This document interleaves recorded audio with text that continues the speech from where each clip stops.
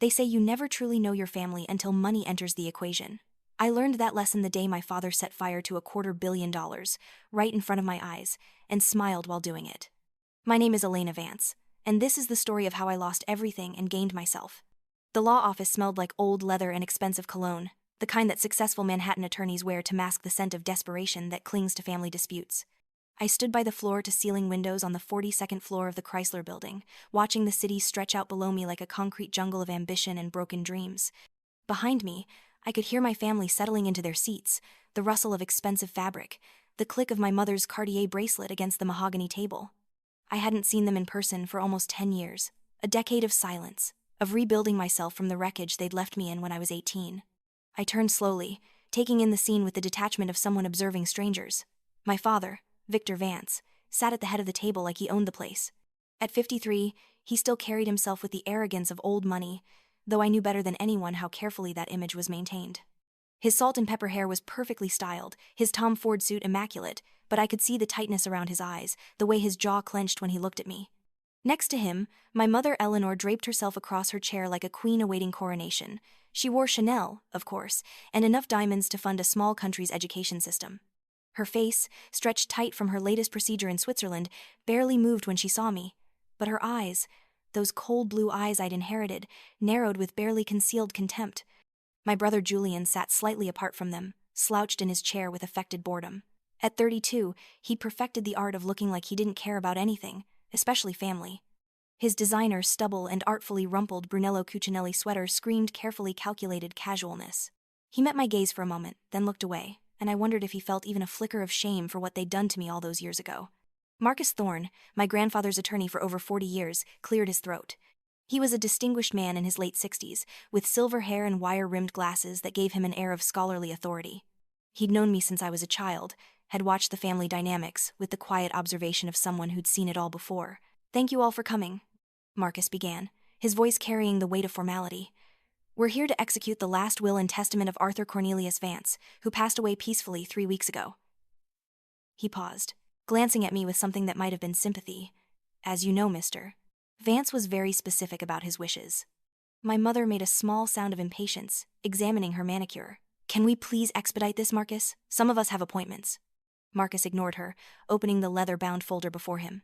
"To my son, Victor Vance, I leave my collection of vintage timepieces, including the 1940 Patek Philippe that has been in our family for 3 generations." My father's face turned red. A watch. After a lifetime of running the family's investment firm into mediocrity, he was getting a watch. "To my daughter-in-law, Eleanor Vance, I leave my late wife's pearl necklace and the wine collection from our estate in Napa Valley." My mother's hand flew to her throat, her face a mask of shock quickly transitioning to fury. "That's it? After everything I've done for this family?" "To my grandson, Julian Vance, I leave the 1967 Shelby Cobra, currently housed at our Connecticut property, and the complete first edition collection of American literature from my library." Julian sat up slightly, his facade of indifference cracking. "A car? He left me a fucking car?" Marcus looked at him over his glasses. "Please, let me finish." He took a breath, and I saw his fingers tighten on the document. This was it. This was the moment my grandfather had orchestrated from beyond the grave. "To my granddaughter, Elena Vance, I leave the entirety of my financial estate, including all liquid assets, investment portfolios, real estate holdings, and trust funds, valued at approximately $250 million. The silence that followed was deafening. It stretched out like a physical thing, filling the room until I thought the windows might shatter from the pressure. Then my mother laughed. It was a harsh, brittle sound, like glass breaking. "I'm sorry, did you say Elena?" She laughed again, louder this time. "The granddaughter who abandoned this family, who disappeared for a decade, who threw away every opportunity we gave her. That Elena?" My father stood so abruptly his chair scraped across the hardwood floor. "This is insane. The old man was senile. He didn't know what he was doing. This will is invalid." Julian leaned back, a cruel smile playing at his lips. Well, look who finally matters. Tell me, little sister, how does it feel to finally be worth something to this family?" I said nothing. I simply stood there, my hands clasped in front of me, my face a mask of calm that I'd perfected over years of therapy and self-reflection. Inside, my heart was racing, but I wouldn't give them the satisfaction of seeing my reaction. Marcus reached into his briefcase and pulled out a sealed envelope, thick and cream-colored, with my name written across it in my grandfather's distinctive handwriting. "Mr.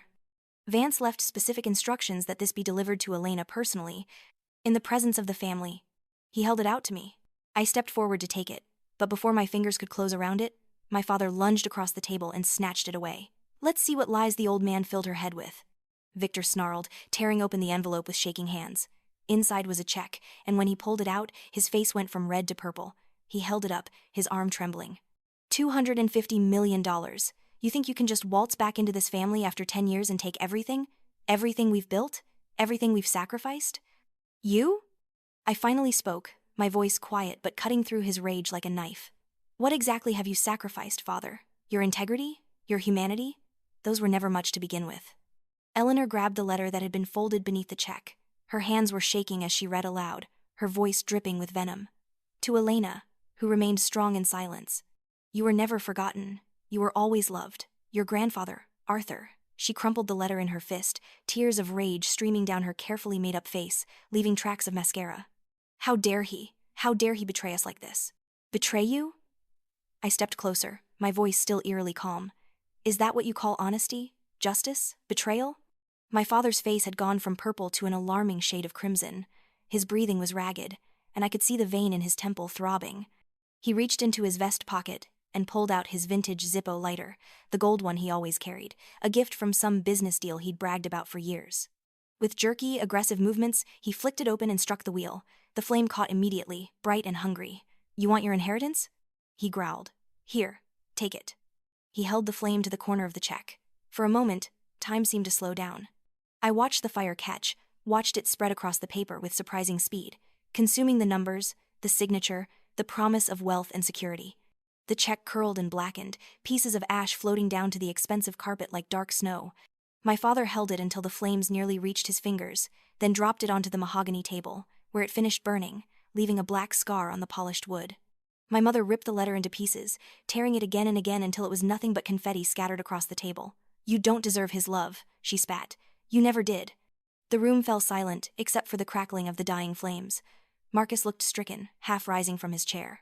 Julian had gone pale, his previous smirk replaced by something that might have been fear. My parents stood there, breathing hard, triumphant in their destruction, and I smiled. It wasn't a big smile, just a slight curve of my lips, but it was genuine. Do you really think you just burned my future? I asked softly. My father's triumph faltered. What? That rage you're feeling right now, that desperation, that fear? I continued, my voice steady. Thank you for showing me one last time exactly who you are. Thank you for proving grandfather right. I turned to Marcus, who was watching me with an expression I couldn't quite read. Mr. Thorne, I believe we're done here. Elena, I'm so sorry. He began, but I held up my hand. Don't be. This played out exactly as it needed to. I picked up my coat from the chair by the door. I'll be in touch about the next steps. As I walked toward the elevator, my mother's voice followed me, shrill and desperate. You have nothing. Do you hear me? Nothing. You'll come crawling back just like you always do. I didn't turn around. I just kept walking, and as the elevator doors closed on their shocked faces, I allowed myself a real smile, because I knew something they didn't.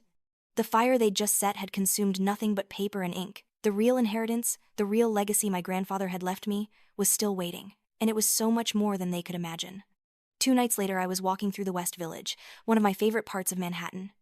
The narrow streets with their brick townhouses and wrought iron railings always made me feel like I'd stepped into a different era, when the city was younger and full of artists and dreamers. I'd just finished dinner at a small Italian place on Cornelia Street, one of those tiny restaurants with checkered tablecloths and candles in wine bottles, where the owner knew everyone's name and the pasta was made fresh every morning. The October air was crisp, carrying the scent of wood smoke from someone's fireplace and the ever-present aroma of the city, that mixture of concrete, car exhaust, and possibility. I was lost in thought, replaying the scene in the law office for the 100th time, analyzing every word, every expression, when a voice cut through my reverie. Elena, we need to talk. I looked up to find Julian leaning against a sleek BMW i8, its blue paint gleaming under the streetlights. He'd clearly been waiting for me. His casual posture was belied by the tension in his shoulders, the way his fingers drummed against the car's hood. Julian, I stopped a few feet away from him, maintaining distance. How did you know I'd be here?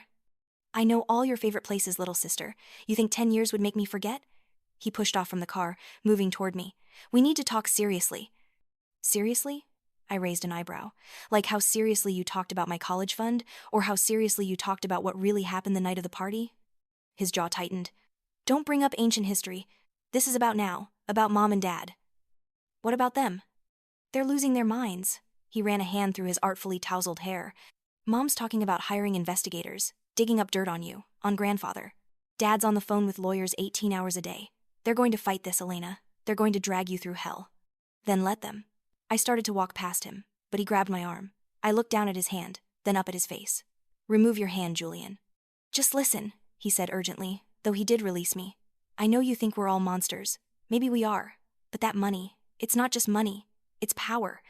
It's the family business. It's connections and investments and deals that have been decades in the making. Grandfather was confused. He didn't understand what he was doing. Grandfather was sharper than you'll ever be, even at 92. He was pressured. Someone got to him, convinced him to change the will. It's not legal. Any court will see that. I studied my brother's face in the dim light. There was desperation there, barely concealed beneath the practiced charm. Is this where you offer me a deal? Where you suggest I give you a cut and you'll protect me from our parents' wrath? He had the grace to look slightly embarrassed. It's not about a cut. It's about what's fair. 250 million, Elena. That's an obscene amount for one person. Especially someone who hasn't been part of this family for a decade. Split it. Give each of us 50 million. Keep 150 for yourself. Everyone wins. Everyone wins, I repeated slowly. Tell me, Julian, where was that generous spirit when I was 18, when I needed my family most? When I was struggling to survive while you all lived in your mansion and pretended I didn't exist? That was different. How? You made choices. I made choices? My voice rose slightly, the first crack in my composure. I was set up, I was framed, and none of you, not one of you, believed me. You all stood by while they destroyed my reputation, took away my education, cut me off from everything. Where was the family loyalty then? Julian's face had gone pale. I don't want to relitigate the past. No, you just want to steal my future. I stepped closer to him, close enough that he had to look directly into my eyes. Grandfather wasn't confused, Julian. He saw everything. He saw how they treated me. He saw how you all conspired to erase me from the family narrative, and he decided to correct that injustice. The will is legal. It's ironclad. And there's nothing any of you can do about it. You don't know what they're capable of, he said quietly. They destroyed you once. They can do it again. Let them try. I smiled that same cold smile from the law office. I'm not 18 anymore, Julian. I'm not scared. I'm not unprepared. And I'm certainly not going to be intimidated by threats from people who've already done their worst. I turned to leave, but his voice stopped me one more time. Elena, please. I'm trying to protect you. I looked back at him over my shoulder. No, you're trying to protect yourself. There's a difference. I paused, then added, Grandfather used to say that people who play with fire eventually get burned. I'd remember that, if I were you. I walked away, leaving him standing in the misty street, the city lights reflecting off the wet pavement, his expensive car a monument to everything this family valued and everything I was walking away from. 3 days later, I found myself in Philadelphia, standing in front of an old stone building in the financial district. The Langford Private Bank had been established in 1847 and looked like it had barely changed since. Heavy oak doors, brass fixtures worn smooth by a century and a half of hands, and an interior that smelled of old money and older secrets. Samuel Miller met me in the lobby. He was in his early 70s, with kind eyes behind wire-rimmed spectacles and a gentle demeanor that immediately put me at ease. He'd been my grandfather's personal banking advisor for over 30 years. Miss Vance, he said warmly, shaking my hand, I'm so sorry for your loss. Your grandfather was a remarkable man. Thank you, Mr. Miller. Please, call me Sam. Your grandfather and I were friends, not just professional associates. He gestured toward a heavy door at the back of the lobby. Shall we? He led me through a maze of corridors, down 2 flights of stairs, into the bowels of the building. The temperature dropped as we descended, and the air took on that peculiar quality of underground spaces, slightly musty, tinged with metal and cedar. We stopped in front of a massive vault door, the kind you see in movies about bank heists. Sam worked the combination, the locks clicking and whirring with mechanical precision. The door swung open with surprising smoothness, revealing a long room lined with safety deposit boxes of various sizes. Box 777, Sam said, walking to the far end of the vault. Your grandfather chose the number himself, said it was lucky. He inserted his key, then handed me the second key, the one Marcus had given me after my family stormed out of the law office. Together, we turned them. The box slid out smoothly, longer and deeper than I'd expected.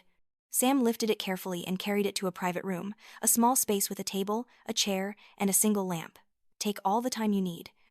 he said gently. I'll be right outside. When the door closed behind him, I stood there for a moment, my hands resting on the cool metal of the box. This was it. This was what my grandfather had really wanted me to have. I took a deep breath and lifted the lid. Inside, wrapped in navy velvet, were several items, each more intriguing than the last.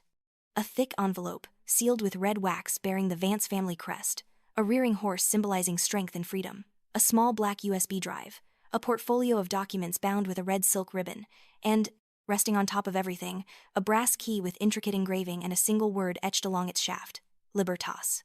Freedom. My hands trembled slightly as I picked up the envelope and carefully broke the wax seal. Inside was a letter in my grandfather's handwriting, the same elegant script that had adorned birthday cards, and the occasional postcard from his travels. I unfolded it with reverence. My dearest Elena, if you're reading this, I have left this world, and your father has likely done something spectacularly foolish. I predicted he would burn the decoy check, you see. I knew him too well not to anticipate his reaction. Victor was always more interested in the performance of wealth than in its substance, more concerned with control than with love. The check they destroyed was real in the sense that it was signed and dated, but it was not the true inheritance. That would have been too easy, too vulnerable to the very reaction you undoubtedly witnessed. No, my dear girl, what I leave you is far more valuable than a piece of paper that can be burned. Enclosed in this box, you will find a check for the full amount, properly secured and backed by accounts they cannot touch. But more importantly, you will find the truth. The USB drive contains video evidence of their attempts to coerce me, to force me to change my will in their favor. It contains recordings of conversations that reveal the depths of their manipulation and cruelty, not just toward me, but toward you. The documents detail the full extent of the estate, including properties and accounts your father doesn't know exist. It also contains evidence of his mismanagement of the family business, evidence that will protect you from any legal challenges he might mount. And the key, my dear Elena, the key is to a future only you can unlock. But that is a mystery for you to solve when you're ready. I want you to know that I always believed you. I knew the truth about what happened 10 years ago. I knew you were innocent, that you were set up and betrayed by the very people who should have protected you. I was a coward for not speaking up then, for not defending you publicly. I allowed them to drive you away because I thought it might be safer for you, away from their toxic influence. But I never stopped loving you. I never stopped watching over you from a distance. You have grown into a woman of extraordinary strength and grace. You survived without them. You built a life, a career, an identity independent of the Vance name. That is more impressive than any inheritance I could give you. Use these resources wisely. Protect yourself. And remember, the best revenge is not destruction, it is living well and living free. With all my love, your grandfather, Arthur. Tears blurred my vision as I finished reading. I had to set the letter down and press my palms against my eyes, willing myself not to break down completely. He had known. He had always known. All those years I'd felt abandoned by everyone. He had been watching, believing, waiting for the right moment to set things right. I picked up the USB drive with shaking hands and looked around the small room. There was a laptop on a shelf, presumably for clients who needed to access digital files. I powered it up and inserted the drive. The first file was a video, dated 6 months before my grandfather's death. The frame showed his study, a room I remembered well from childhood visits, lined with books and photographs, a fire crackling in the stone fireplace.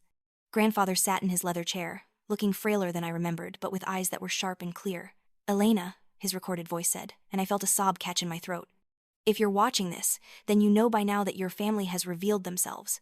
I'm recording this because I want there to be no doubt, no ambiguity about my intentions or my mental state." He leaned forward slightly, his gaze intense. "6 months ago, your father came to me with a proposal. He wanted me to sign a new will, one that would leave the bulk of my estate to him, to be managed as he saw fit. He claimed it was for the good of the family, for maintaining the Vance legacy. When I refused, he became aggressive. He brought your mother, and together they spent weeks trying to convince me, cajole me, and eventually threaten me." The video cut to another date, another conversation. This one showed my father and mother in the study, their voices raised. The audio was clear, damning. "You're being selfish, Dad," my father's voice said. "The business needs capital. We need liquidity. You're sitting on hundreds of millions while the company struggles."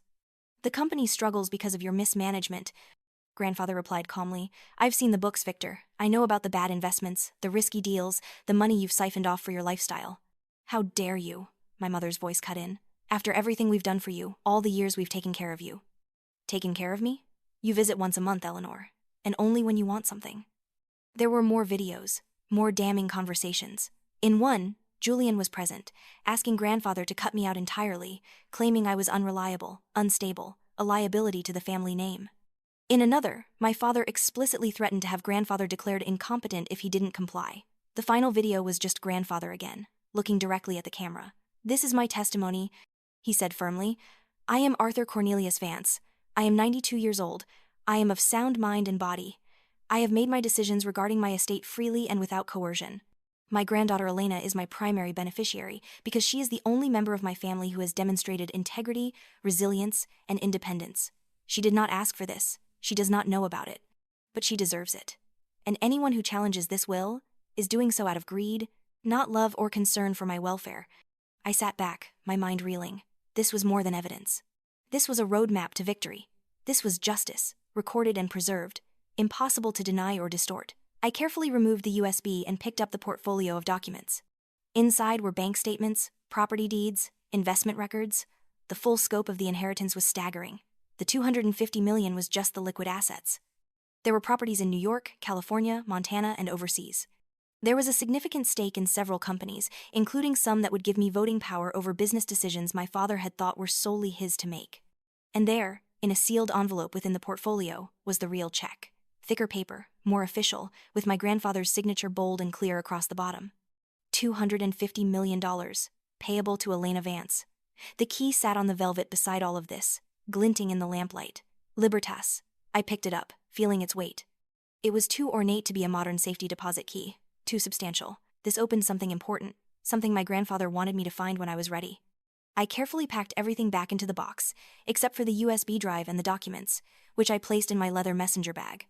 When I emerged from the private room, Sam was waiting with a warm smile. "Find everything you needed?" "More than I hoped for," I said honestly. "Thank you, Sam, for everything, for being my grandfather's friend." His eyes grew misty. "He was one of the good ones, Miss Vance. He wanted to do right by you. I'm glad to see his wishes are being honored." As I left the bank and stepped out into the Philadelphia afternoon, the autumn sun warm on my face, I felt something shift inside me. The scared 18-year-old who'd been driven from her family was gone.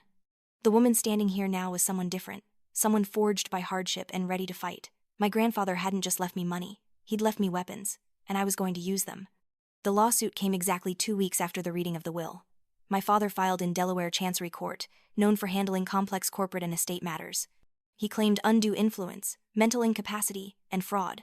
The filing made headlines: Vance family fortune battle. Father sues daughter over $250M inheritance. My lawyer, Ava Sterling, was a force of nature. At 45, she'd made her name destroying airtight cases and building victory from nothing. She wore power suits like armor and had a reputation for being utterly ruthless in court.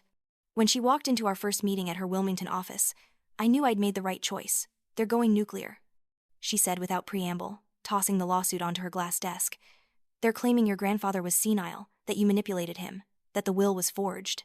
It's a standard playbook for cases like this, but they've got money for expert witnesses and they're going to make this ugly." "Good," I said calmly. "Let them." Ava raised an eyebrow. Most clients are more concerned at this point. "I'm not most clients. I pulled out the USB drive and the documents, and I have something they don't know about." When I showed her the videos, Ava's expression went from professional interest to predatory satisfaction. "Oh," she said softly. "Oh, this is good. This is very good." She looked up at me with newfound respect. "Your grandfather was a strategic genius. He knew them better than they knew themselves. This changes everything. They've walked into a trap of their own making." She leaned back in her chair, fingers steepled. "Here's what's going to happen. We're going to let them build their case. We're going to let them commit to their narrative that your grandfather was incompetent, that you're a manipulator. We're going to let them perjure themselves. And then, at the right moment, we're going to destroy them with their own words." The pre-trial depositions were brutal. My father's lawyers were aggressive, trying to paint me as an opportunistic gold digger who'd swooped in to steal from a dying man. They questioned my decade-long absence, implied I had mental health issues, suggested my grandfather's affection for me was the result of manipulation. I sat through hours of hostile questioning, maintaining my composure, answering truthfully but carefully. Ava had coached me well. Never volunteer information. Never get emotional. Let them think they're winning. My mother's deposition was a performance of maternal grief. She wept. She raged. She painted a picture of a devoted daughter-in-law who'd cared for Arthur in his final years, only to be betrayed by a vindictive granddaughter who'd abandoned the family. It was almost convincing, if you didn't know the truth. Julian's deposition was shorter. He played the concerned grandson, worried about his grandfather's declining faculties, saddened by the family division. He was smooth, practiced, and utterly full of it. The trial was set for early December in the Delaware Court of Chancery, in Georgetown. The courtroom was a beautiful old building with high ceilings, dark wood paneling, and an atmosphere of gravitas that came from decades of important decisions. The judge, Margaret Kinley, was known for her sharp mind and low tolerance for nonsense. The courtroom was packed. This case had attracted media attention, and the gallery was full of reporters, curiosity seekers, and law students who wanted to see a major estate battle firsthand. My family sat on one side, their legal team arrayed around them like soldiers. I sat on the other side with Ava, feeling surprisingly calm. My father's lead attorney, a silver-haired man named Richard Hartwell, opened with a passionate plea about family values and the tragedy of elder abuse. He painted my grandfather as a confused old man, isolated and vulnerable, who'd been taken advantage of by a granddaughter he barely knew. He presented medical records showing that Arthur had been on various medications, had suffered a minor stroke 3 years earlier, had shown signs of memory loss. He called witnesses. A housekeeper who testified that Arthur had seemed confused in his final months. A doctor who said that Arthur's medications could have affected his judgment. A financial advisor who suggested the distribution of wealth was unusual and not in keeping with Arthur's previous estate planning. It was a compelling narrative, carefully constructed, and I could see some of the reporters taking notes, their expressions thoughtful. If this was all the evidence, my father might actually win. Then it was our turn. Ava stood, and the temperature in the room seemed to drop. She wore a navy suit that was somehow both professional and intimidating, her blonde hair pulled back severely, her expression neutral. "Your Honor," she began, "the plaintiff has presented a compelling story. It's emotional, it's sympathetic, and it's almost entirely false." Richard Hartwell started to object, but Judge Kinley held up a hand. "I'll hear what Miss Sterling has to say. The plaintiff wants this court to believe that Arthur Vance was a senile, confused old man who could be easily manipulated. Let me show you the real Arthur Vance." She pressed a button on her laptop, and the large screen at the front of the courtroom flickered to life. My grandfather's face appeared, and I heard my mother gasp behind me. The video played. My grandfather, clear-eyed and articulate, explaining his mental state, his reasoning, his intentions. The courtroom was absolutely silent, everyone transfixed by the man on the screen who was so clearly in full possession of his faculties. Then Ava played the second video. The one with my father and mother, pressuring Arthur, threatening him, revealing their true motives. I didn't turn around, but I could feel the shift in the room, the collective intake of breath as the jury of public opinion turned. "Your Honor," Ava continued, "we have extensive video evidence of the plaintiff and his family attempting to coerce Arthur Vance into changing his will in their favor. These videos were recorded with Mr. Vance's full knowledge and consent, as part of his effort to protect his true wishes from the very people who now claim to be acting in his best interests." She played clip after clip, my father admitting to financial mismanagement, my mother coldly calculating how to maximize their inheritance, Julian suggesting they could have Arthur declared incompetent if he didn't cooperate. By the time she finished, my father looked like he'd aged 10 years. My mother was white as paper, her hands shaking. Julian had his head in his hands. "Furthermore," Ava said, "we have testimony from Samuel Miller of Langford Private Bank, who will attest that Arthur Vance personally set up the secure accounts and safety deposit boxes that contain the real inheritance. Mr. Miller will testify that Arthur was sharp, engaged, and very clear about his intentions." Sam took the stand, and his testimony was devastating to my family's case. He described conversations with Arthur, detailed the specific steps my grandfather had taken to protect his wishes, confirmed that Arthur had been concerned about his family's greed and had planned accordingly. Ava also presented the forged will, the one my family had pressured Arthur to sign. "This document," she said, holding it up, "is the real fraud here. This is what the plaintiff wanted Arthur Vance to sign, and when he refused, when he instead created a will that reflected his true wishes, they cried foul." Richard Hartwell tried to recover, tried to reframe the evidence, but it was hopeless. The videos were too clear, too damning. There was no way to spin attempted coercion into loving concern. Judge Kinley called a brief recess. When we returned, her expression was grim. She looked at my father with barely concealed disgust. "I have presided over many estate disputes in my career," she began, her voice carrying through the silent courtroom. "I have seen family members disagree over interpretations of wills, over the distribution of assets, over what their loved ones truly wanted. Those cases, while unfortunate, are usually rooted in genuine confusion or different perspectives." She paused, her gaze hardening. "This is not one of those cases. What